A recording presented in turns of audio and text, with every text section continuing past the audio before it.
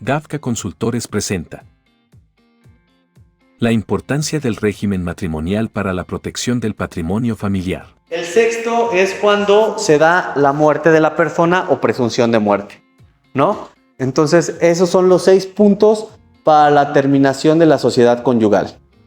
Son las únicas formas en que se puede terminar un vínculo de sociedad.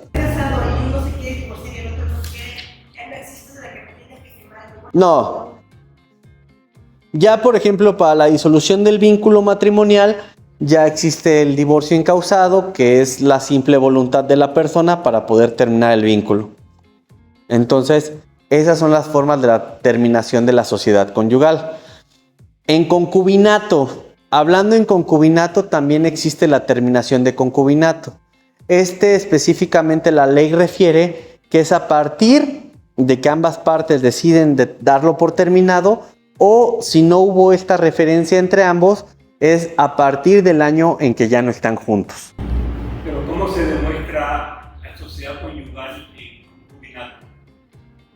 Pues la regla general que viene en el código es que todas aquellas relaciones de concubinato tendrán que regirse bajo la sociedad conyugal.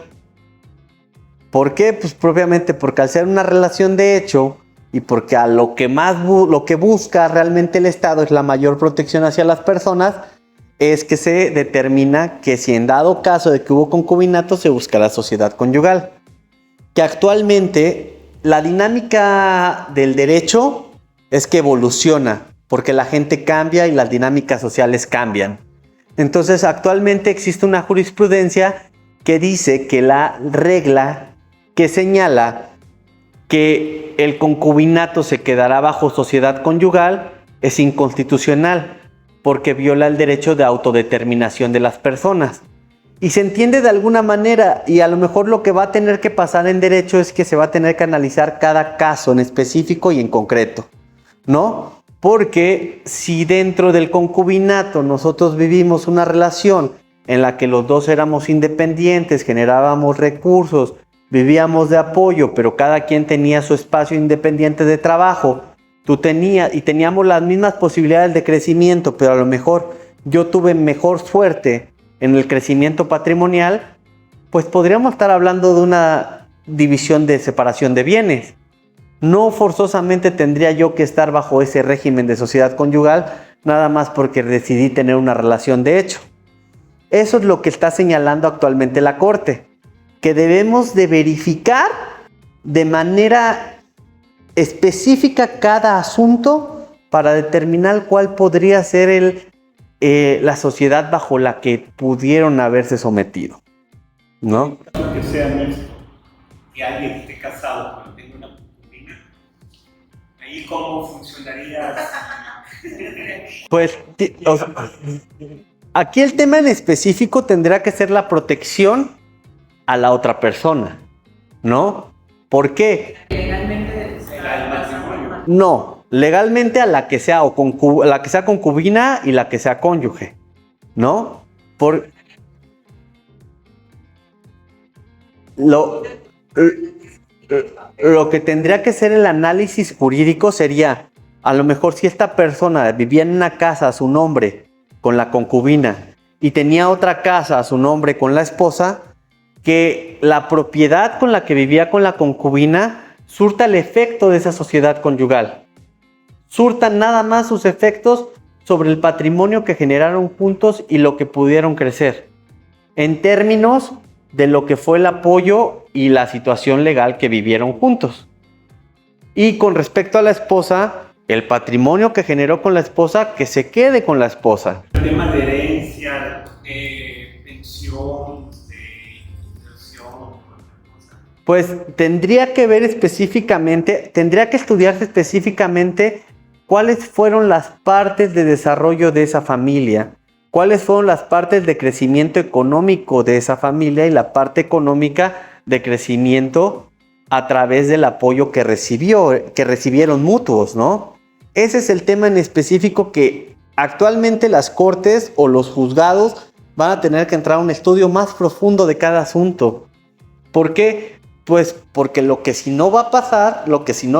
pasando es que Se muere el señor que vivió 20 años con una concubina, que a lo mejor la esposa sabía de la concubina, que eran unas relaciones de hecho, que ambos sabían que estaba pasando y que a lo mejor dentro de la autodeterminación de las personas las hacía felices y les daba la estabilidad emocional que necesitaban, para que ahora resulte que la esposa pues, se quede con todo y la concubina que generó para que estas relaciones estuvieran de acuerdo se va a quedar sin nada después de 20 años de estar juntos. En un caso así de una amiga de la escuela, resulta que su mamá se casó con el papá, ¿no? Pero nunca se divorciaron, se pelearon y la señora tenía otra señora, ¿no?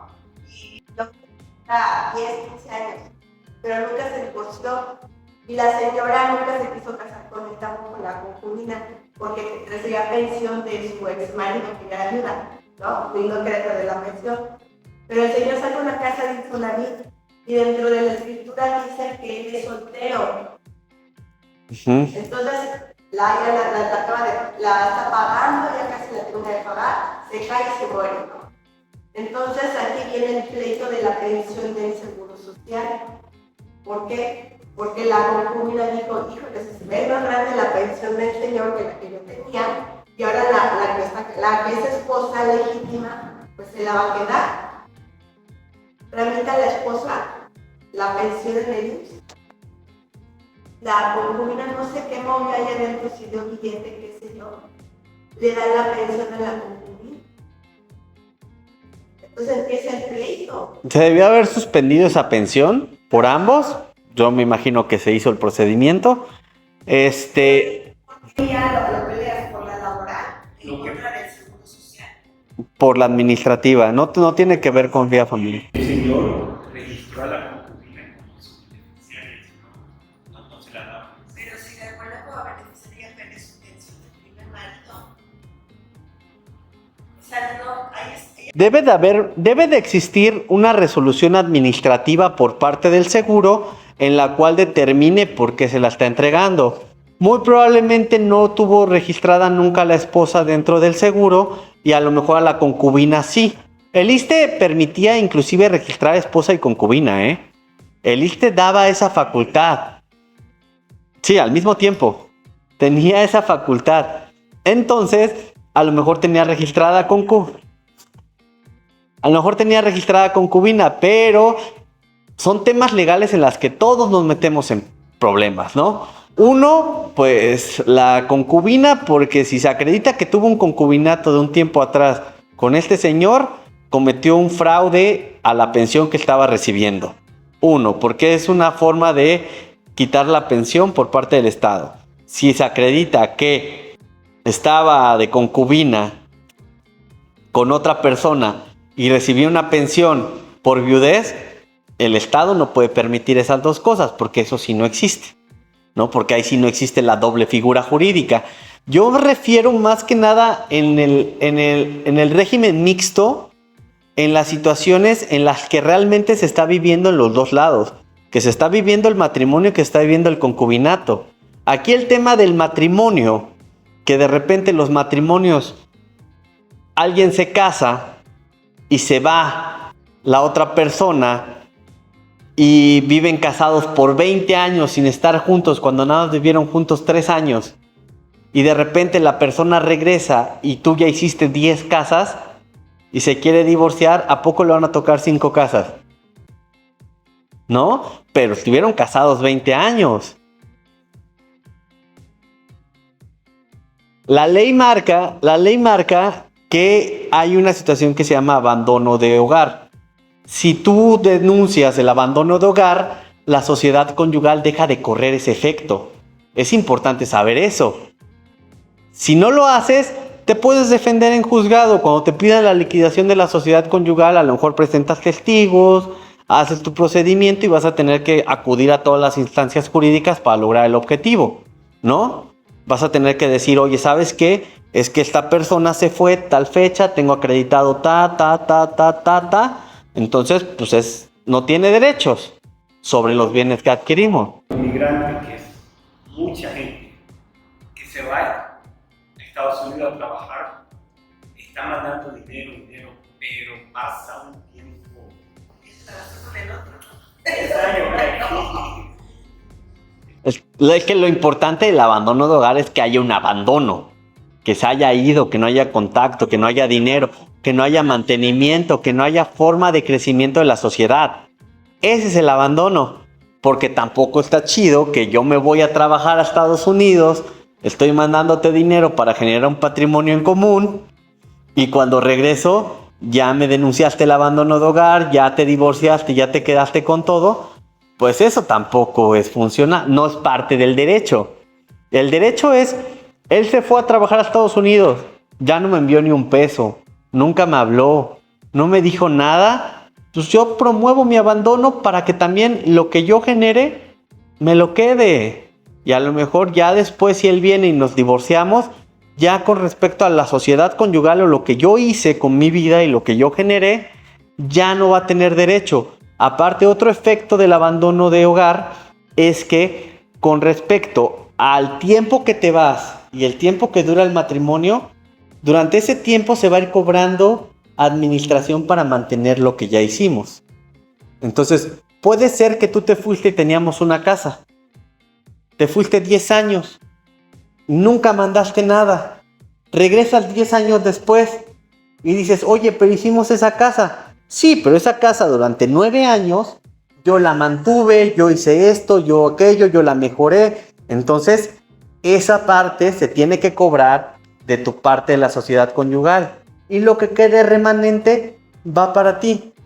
Entonces, es importante también saber ese tipo de situaciones. Oye, y por ejemplo, ¿cuánto tiempo se puede decir que es abandono de hogar? No sé si yo... 6 meses después. Se va la persona 6 meses.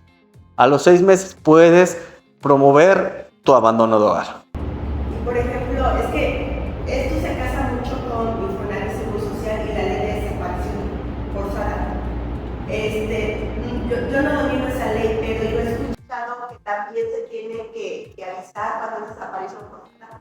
O sea, ¿cómo saber que fue abandono de hogar o desaparición forzada? ¿O qué procedimiento tienes que hacer? Porque luego se desaparece la casa de Infonavit, ¿quién la va a pagar? Es que son cuestiones distintas. Obviamente, un abandono es, oh, ya me voy, y se va, ¿no? Okay. Y ya. Y la desaparición tiene que ver con, él tenía que regresar a tal hora y no ha regresado. Porque la desaparición forzada es, alguien más se lo llevó, ya yo tenía conocimiento de que iba a regresar.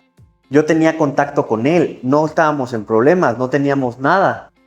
Él se fue, ¿no? O él nunca ha actuado así, él nunca ha sido así, no se ha ido así. ¿Qué es la distinción con abandono de hogar? Abandono de hogar nada más es, ya me voy, ya no voy a regresar. Y puede estar en otro lado, puede saber que está en otro lado, pero ya no está regresando al hogar conyugal. Ya no está regresando a cohabitar contigo. Y tú no estás de acuerdo con eso. Porque también pues, no puede existir abandono de hogar si dicen, yo me voy a Estados Unidos y voy a seguir manteniendo la casa.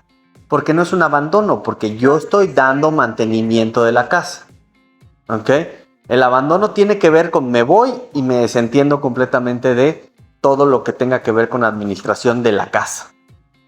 Porque es distinto a alimentos para los hijos y las obligaciones alimentarias, que son cosas totalmente distintas. Soy un conocido.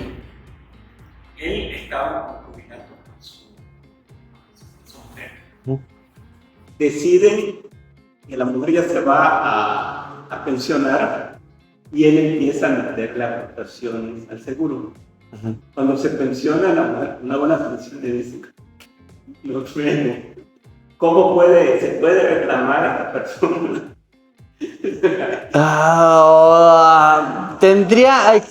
Existen elementos jurídicos dentro del concubinato que se llaman pensiones compensatorias, que tienen que ver con los elementos de lo que yo hice dentro de la relación y me dejan una desventaja con la otra persona.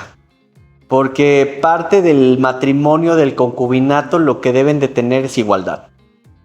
O sea, dentro de los vínculos emocionales y jurídicos, una parte fundamental es la igualdad.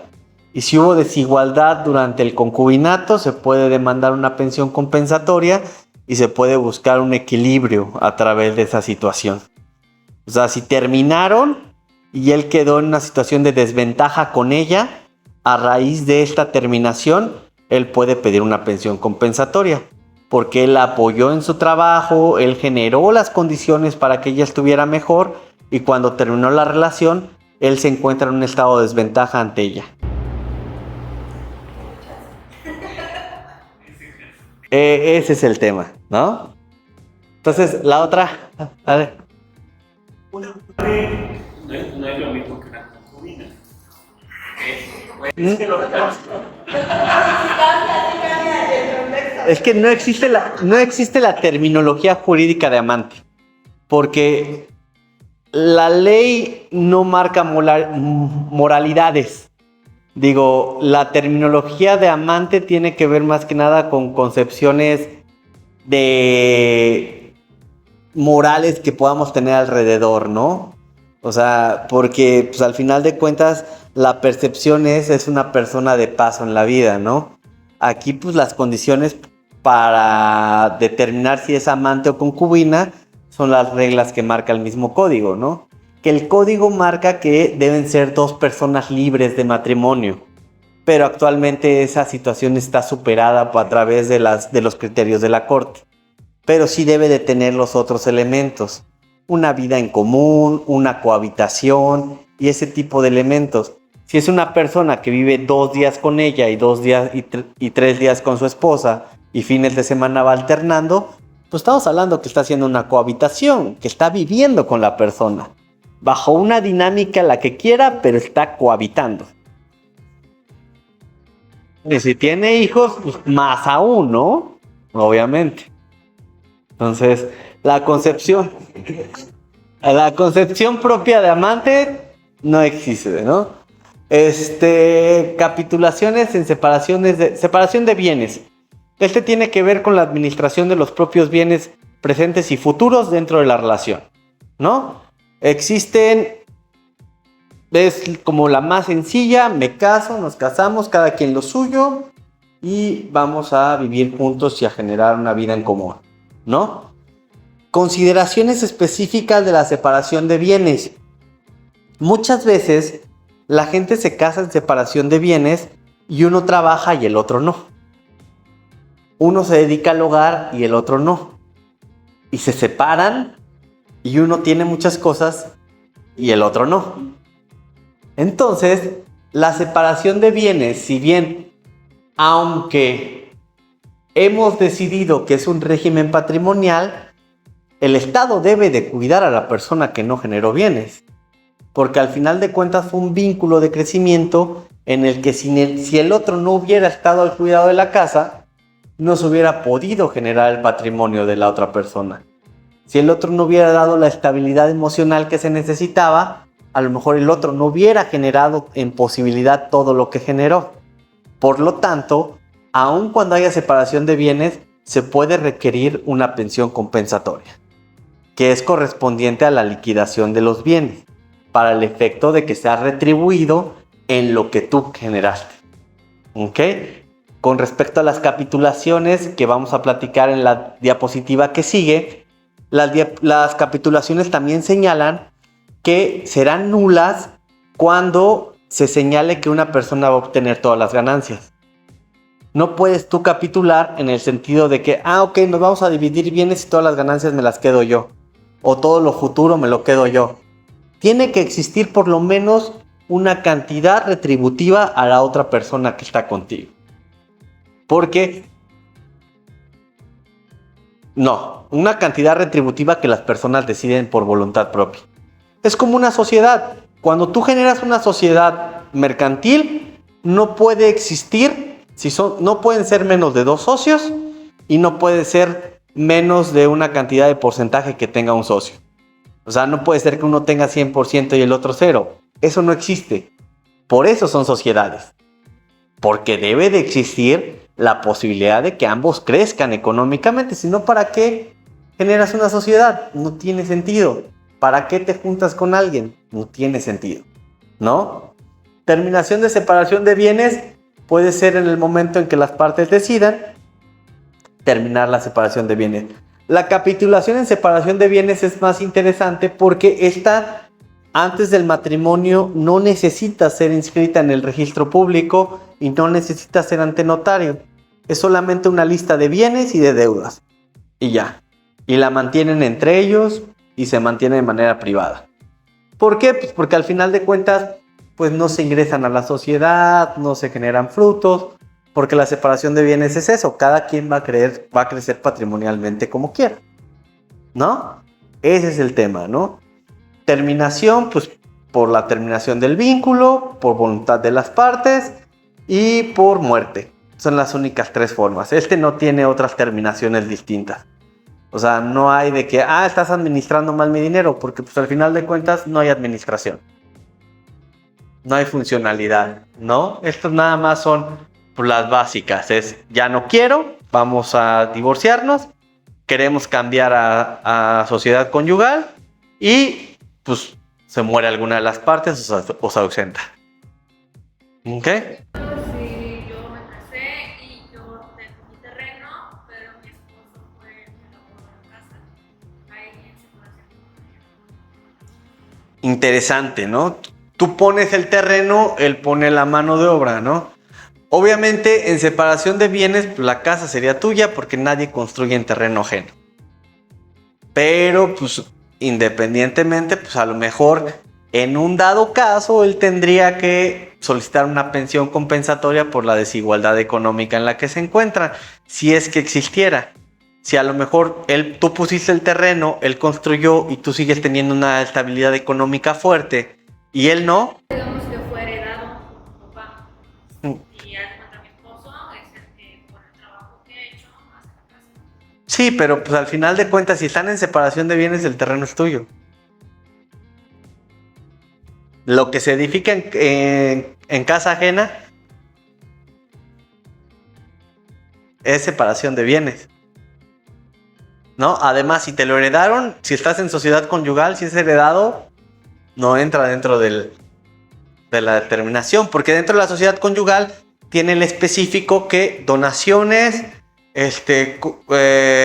casos de azar y herencias no entran dentro de la sociedad conyugal porque no son generados a través de la misma sociedad. En separación de bienes igual. No, pues en separación de bienes no entra nada. A mí me heredan los que casamos, separación de bienes, yo no tengo al marido, por ejemplo. Tengo las computadoras que no tienen al marido. Tengo una prima así. Entonces, a mí me heredaron una casa. Sí. Le tendría que dar al señor. El tema importante con respecto a la pensión compensatoria es que tiene también sus especificidades, ¿no? O sea, también tiene que verse la vulnerabilidad real de la persona. Si es una persona que no quiso aportar al matrimonio, que se la pasó durmiendo, borracho, le pegaba, hubo sometimientos de violencia, pues obviamente no podríamos estar en una situación de que un 50-50. Se tendrá que hablar a lo mejor de un 10-90 o de un 0-100.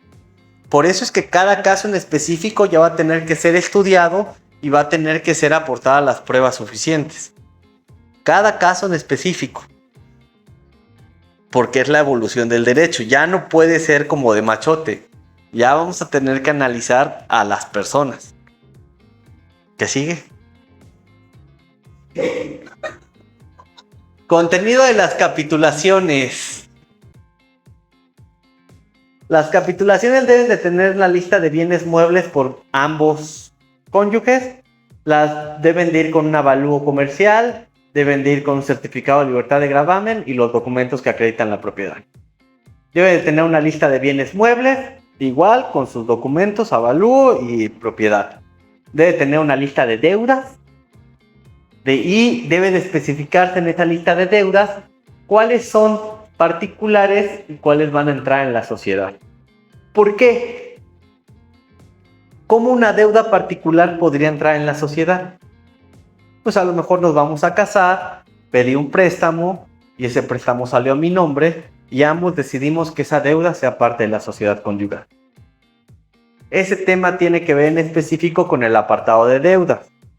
Porque pues, a lo mejor las deudas que yo tenga de mi tarjeta porque me compré un Xbox, no la voy a meter a la sociedad, ¿no? Pero por ejemplo, si antes de casarnos vivimos juntos, decidimos que tú compraras un bien juntos a través de tu crédito Infonavit, a lo mejor dentro de este apartado, la deuda la metemos dentro de la sociedad conyugal a través de la capitulación. ¿Ok? O a lo mejor te conocí, llevabas un año pagando el crédito, vivimos juntos un año, decidimos casarnos y yo te he ayudado con el crédito y decidimos meterlo en la capitulación. Todo eso es factible. A ver, entonces si yo hago esto, capitulación, y la casa de Infonavit nada más está mi nombre y después me decido divorciar, yo le tendría que dar la mitad de la casa de Infonavit, aunque no la acabe de pagar. Ahorita vamos a entrar a la liquidación de la sociedad conyugal. ¿Qué sucede con las propiedades que fueron adquiridas antes del matrimonio, pero no se hizo la capitulación ni nada? Todo lo que se ha adquirido antes del matrimonio entra en sociedad conyugal. Y ahorita en la otra diapositiva vamos a hablar de la terminación y liquidación. Y ahí especificamos qué pasa con cada una cuando se acaba. Todo lo que yo compré antes y no hago capitulación entra en sociedad. Y ya ahorita hablamos. No, separación de bienes no tiene nada que no. Después viene la declaración expresa de que se incorporará a la sociedad. Entonces ya después tú dices, tengo tantos bienes, los incorporo, estos bienes. Esta casa sí, esta casa no, esta casa quiero quedarme con el 100%, esta casa... Entonces con esa capitulación tú puedes vender al 100% y no necesitas la autorización de tu esposa. Porque tienes la capitulación en la cual está señalando que el bien, aunque estés casado por sociedad conyugal, es tuyo. Es únicamente tuyo. ¿Ok? Declaración explícita de la forma de incorporación. Aquí viene lo interesante. Yo tengo 3 casas. Y entonces en esas 3 casas las incorporo. Yo digo las incorporo.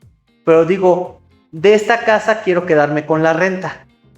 Entonces los frutos de los bienes que ingresas, tú puedes determinar cómo van a incorporarse a la sociedad conyugal. A ver, una duda ahí. Esta capitulación es un contrato. Ah, sí. El bien, es que ahí me causa confusión. Yo el bien me conviene mejor en lugar de hacer la capitulación, poner el usufructo vitalicio, es decir, nada más las rentas para el matrimonio y la casa queda en nombre de los hijos. Es que yo tengo un caso así, tengo una amiga que compró una casota, 4 millones, ¿no? Y la puso a nombre de sus hijos y ella y su esposo quedaron como, se quedaron usufructo. Vitalicio. Ajá. Si ella después quisiera cambiar, porque los hijos luego ya ves que cambian. Ajá. Se casan y encuentran a la mujer, ¿no? Ajá. Ideas. Y quisieran hacer esta capitulación, ya no se puede. Pues ya no podrían porque la casa no es de ellos. La casa no es de ellos. Pero se puede. No, le está poniendo la casa su nombre. Yo estoy escriturando el nombre de mis hijos. Los dueños son mis hijos. Puedes capitular sobre el usufructo. El usufructo puede hacer lo que quiera.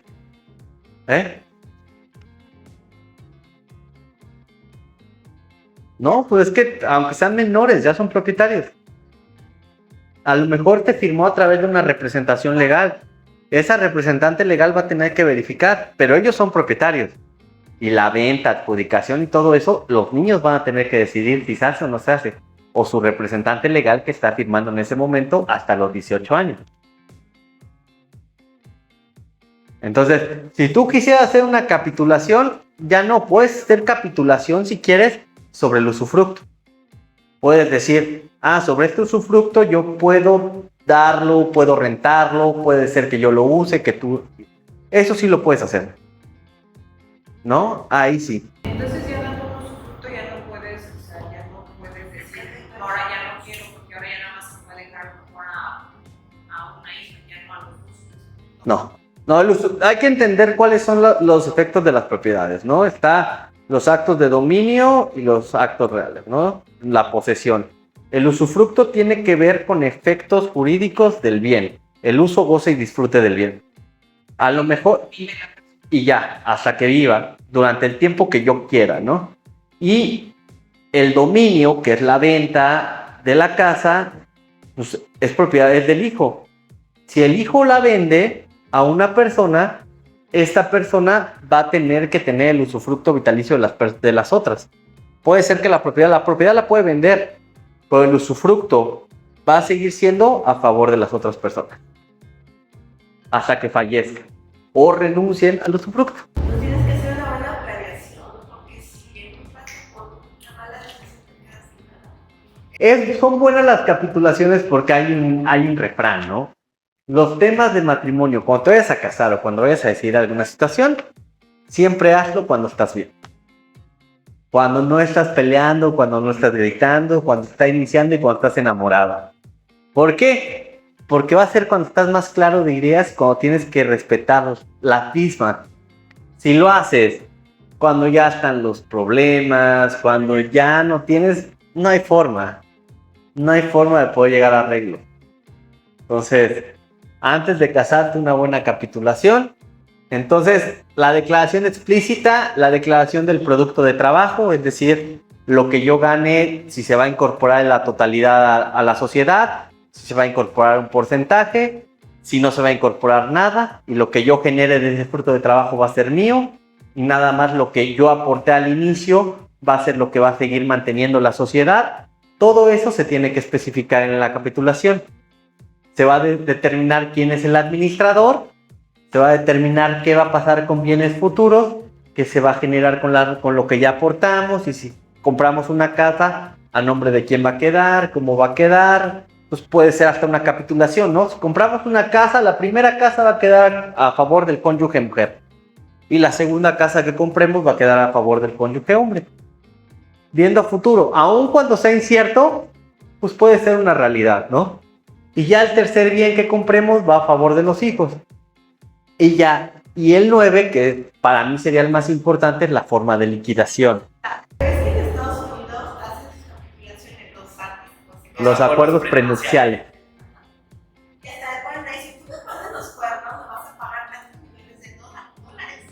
Eso aplica aquí en México, ¿no? No hay ningún apartado en específico de...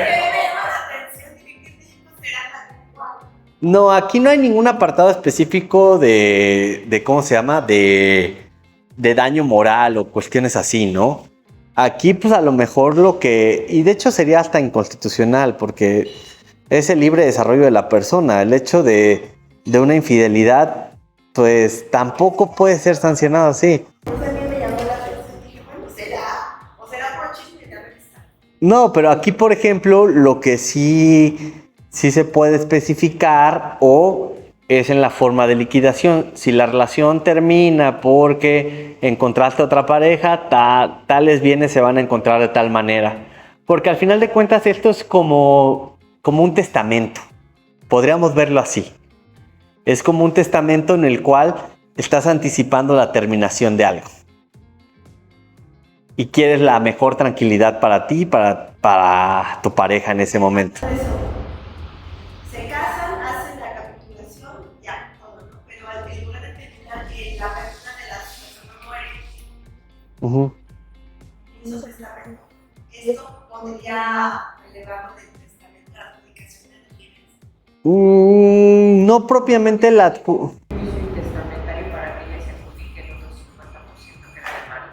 No propiamente la adjudicación de los bienes, pero sí entraría en la parte de liquidación de la sociedad conyugal. Platicamos que una forma de la terminación de la sociedad conyugal es la muerte de la persona. Y las liquidaciones de la sociedad conyugal tienen que ver también con las herencias, ¿no? A lo mejor si hay un bien que es parte de una herencia, pero en la liquidación de la sociedad conyugal o en las capitulaciones dice que si la persona fallece, la sociedad conyugal será al 100%, o en la forma de liquidación dice, si la persona fallece o si termina la sociedad conyugal, tú te vas a quedar con todo, pues abres la liquidación de la sociedad conyugal y pues y solicitas el quedarte con todo. A lo mejor lo incorporas al intestamentario y a lo mejor va a tener que decidir el juez si es la voluntad de la persona. Porque al final de cuentas correría la suerte de... En este caso, por ejemplo, si no hay testamento, no hay nada, tienen los bienes los dos, porque están casados por sociedad conyugal. Entonces se supone que si la persona fallece, el que se queda debe de adjudicarse el otro 50%, porque no puedes vender, y si tú tienes la necesidad de vender la propiedad, Sí. no puedes. Ese bien es el fallecido. El tema del intestamentario es que los derechos hereditarios pues, son entre cónyuge e hijos. Por eso, pero en este caso primero es la cónyuge y después los hijos. Si están al mismo nivel cónyuge e hijos. O sea, si fallece una persona y deja intestamentario, está al mismo nivel cónyuge e hijos. La cónyuge es dueña del 50% y entra dentro de la repartición del otro 50% entre los hijos y ella. Se daría 25 y 25. O sea, yo reclamo mi 25 y mis hijos se queden con su 25. Entonces yo tendría el 75. No, soy como otro heredero más. Yo soy dueña del 50. Mi 50 está ahí. Y del otro, ponle que somos 3, nos toca de él 13.3% a cada uno. Yo soy dueña del 63%. No soy dueña del 25%, no. Soy dueña del 63%. Beneficio de la sociedad conyugal es que si tú falleces, cuando se abre el intestamentario, yo tengo la facultad de, aun cuando todavía no se abra el nombre heredero si albacea, de administrar los bienes por ser parte de la sociedad. Ujú. Interesante.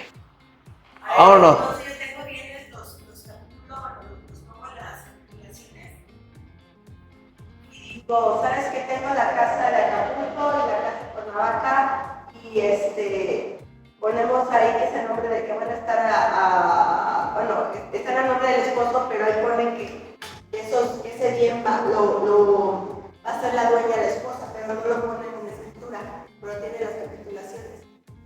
Y resulta que la esposa se va un negocio y no paga los impuestos, lo que tú quieras. Se protege esos bienes. Sí, en las Sí, porque las capitulaciones se inscriben en el registro público y se hacen anotaciones sobre las propiedades. Entonces, si yo referí que el 100% de la propiedad es de ella, pues obviamente sí. Aquí el tema importante es si yo dentro de ese negocio fue para un efecto de crecimiento de la sociedad, entonces también ella es deudora solidaria, porque las deudas son parte de la sociedad conyugal, no solamente los bienes. Entonces, aun y cuando ella sea propietaria, me podrían embargar con el acta de matrimonio que diga sociedad conyugal. Separación de bienes no. Separación de bienes no. Entonces, ese régimen no está bueno para proteger bienes. Pues, Porque tenemos las capitulaciones. pues, solamente que al principio obviamente, si es un bien futuro, pues sí no sería tan bueno, ¿no? Solamente si es un bien anterior, pues obviamente sí se exime y sale, ¿no? Porque no está dentro de la sociedad conyugal. Entonces, si en la capitulación tú sí refieres que ese bien salga de la capitulación de la sociedad conyugal y que sea únicamente y exclusiva de ella, ahí sí tal vez no podrían embargártelo. Pero tendrías que referir específicamente que salga. No que es propiedad de ella, sino que sale de la sociedad conyugal y que es propiedad de ella. ¿Por qué? Porque esta es la lista de bienes. En la lista de bienes debes de mencionar eso. Siempre y cuando no sea en perjuicio de acreedores porque se declara la nulidad. Y por ejemplo, si yo pongo ahí dentro, la cuenta bancaria de Bancomer va a ser para alimentos. Dentro de las capitulaciones tampoco me la pagan. vamos a entrar en otro apartado que se llama patrimonio de familia. Y ese apartado de patrimonio de familia tiene consideraciones específicas y montos para la protección de la familia. ¿Qué? Otra. Servicios disposiciones comunes. Los servicios entre cónyuges no podrán cobrarse entre sí, retribución. O sea, si yo soy cónyuge, por ser administrador, no puedo cobrar. ¿Ok? A menos que uno de los cónyuges se ausentara un tiempo o estuviera impedido por alguna causa que no fuera originaria por una enfermedad. El cónyuge que se encuentre temporalmente, pues cobrará dependiendo de lo que haga. ¿Otra, Alex? Delitos cometidos en la sociedad conyugal. Anteriormente no existía una situación en la cual era muy común que la gente escondía los bienes.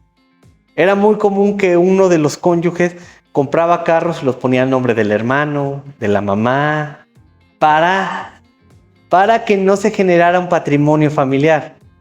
Desde hace 2 años es delito.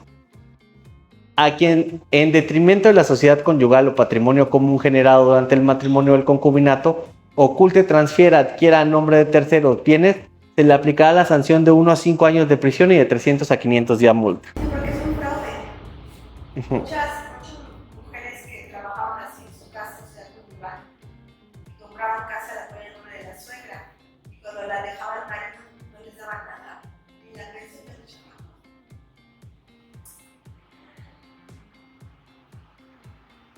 Pero solo aplica en sociedad.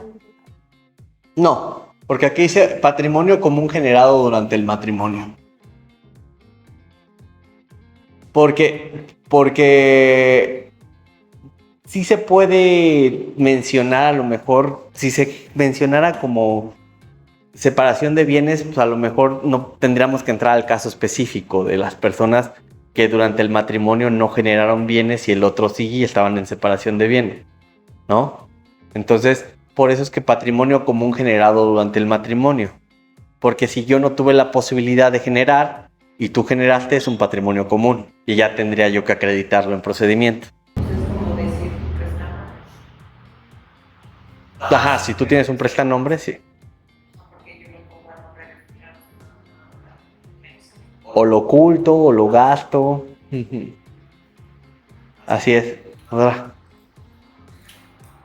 Liquidación de la sociedad conyugal. ¿Cómo se liquida? Uno, se hace un inventario en el que no entran el hecho, vestidos no suntuarios y los objetos de uso personal.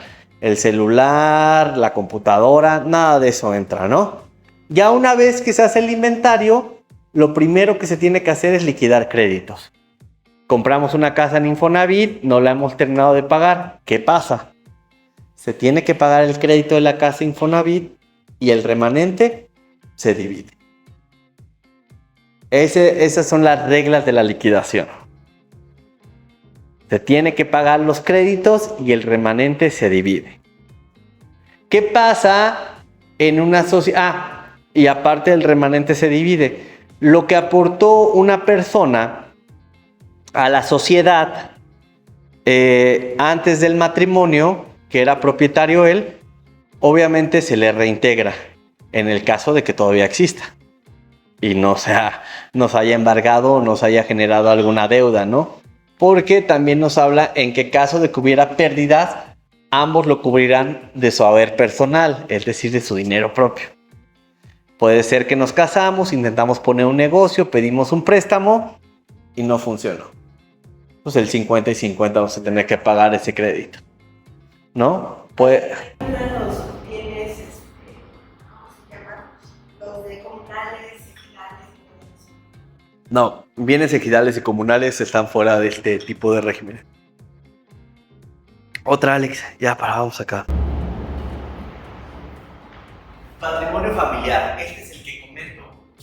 Es una institución de interés público que tiene como objeto afectar uno o más bienes para proteger económicamente la familia. Se hace a través del juez, en el cual nosotros señalamos objetos indispensables para el desarrollo de la familia. Se genera, se registra en el